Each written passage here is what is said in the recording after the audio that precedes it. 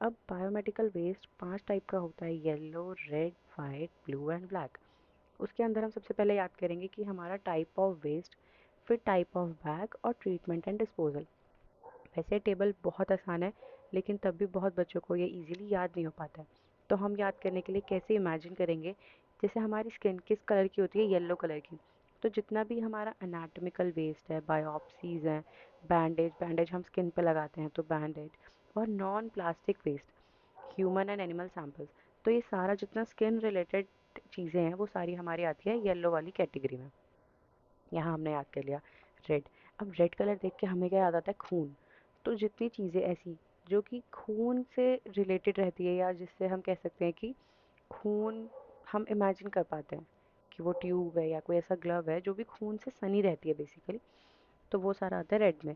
अब हमें यहाँ पे एक चीज़ देखनी होगी, क्योंकि येलो तो हमारा non plastic waste, as usual जैसे हमारी स्किन नॉन प्लास्टिक होती है, तो रेड में हम सारा का सारा डालते हैं प्लास्टिक वेस्ट।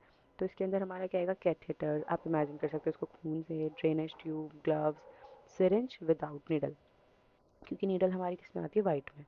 अब ये हमने येलो और रेड याद कर लिया। नेक्स्ट हमारी कैटेगरी है वाइट।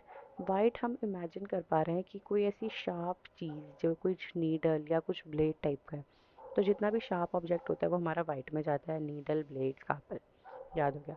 ब्लू कलर से अब हम क्या इमेजिन करते हैं, कोई विंडो, कांच की कोई विंडो जो एक शीशे की बनी हुई है, तो उससे हम याद करेंगे कि जितनी हमारी ग्लास आइटम्स होती हैं वो सारी ब्लू कलर में जाती हैं, जैसे कि हमारे वायल्स हैं, बीकर्स हैं, स्लाइड्स हैं या टेस्ट ट्यूब्स हैं, वो सारी हमारी ब्लू डस्टबिन में जाएंगी।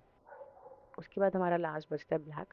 ब्लैक कलर के लिए हमने ऐसे इमेजिन करेंगे, general waste, paper, kitchen, cardboard या फिर एक्सपायर्ड ड्रग, कुछ भी ऐसा जनरल वेस्ट जो कि हमें कहीं समझ नहीं आ रहा, तो हमने लास्ट में जाके ब्लैक में डाल दिया। अब आता है हमारा टाइप ऑफ बैग, कि किस टाइप की कैटेगरी वेस्ट में हम कौन सा टाइप का बैग यूज़ करेंगे। अब क्योंकि हम जानते हैं कि हमारा येलो और रेड ये दोनों हमारे थे इन्फेक्शियस वेस्ट, तो हम क्या कोशिश करेंगे कि जो इन्फेक्शियस वेस्ट है ये किसी और को हार्म ना करे, तो हम इसको डालेंगे नॉन क्लोरिनेटेड प्लास्टिक बैग में, दोनों को सेम। अब जहाँ हमारी बात है वाइट और ब्लू की, हमें पता है ये दोनों चीज़ें ऐसी शार्प है जो अगर हम इसको मैं किसी पॉली बैग में डालूंगी तो वो पन्नी फट जाएगी। इसलिए हम इन दोनों को किस में डालते हैं, पंचर प्रूफ और लीक प्रूफ कंटेनर में, या आइदर बैग और कंटेनर। ब्लू के साथ भी सेम है, puncture proof and leak proof container और आइदर बैग। ब्लैक हमारा जनरल वेस्ट है तो इसको हम नॉर्मल प्लास्टिक बैग में डाल सकते हैं। तो हमने टाइप ऑफ बैग यहाँ पे याद कर लिया। थर्ड आता है हमारा ट्रीटमेंट या फिर डिस्पोजल। अब हम येलो को, क्योंकि ये था हमारा नॉन प्लास्टिक वेस्ट, तो हम इसको इंसिनरेशन कर सकते हैं।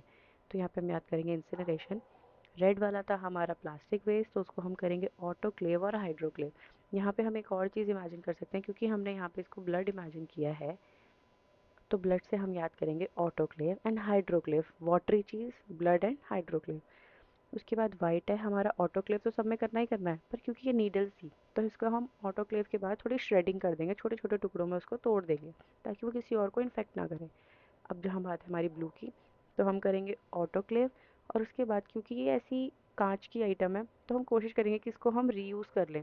तो रीयूज़ करने के लिए हम क्या करते हैं, डिसइंफेक्शन करके उसको रीयूज़ कर लेते हैं। दो मेथड हमने ब्लू वाले के लिए पढ़ लिए। अब ब्लैक हमारा जनरल वेस्ट था, तो या तो हम उसे ऑटोक्लेव कर सकते हैं या हम उसे इंसिनरेशन कर सकते हैं। तो इस तरीके से हमने ये पूरा बायोमेडिकल वेस्ट का टेबल याद कर लिया है। ये जनरली 5 मार्क्स में आपका पूछा जाता है, तो अगर आप ये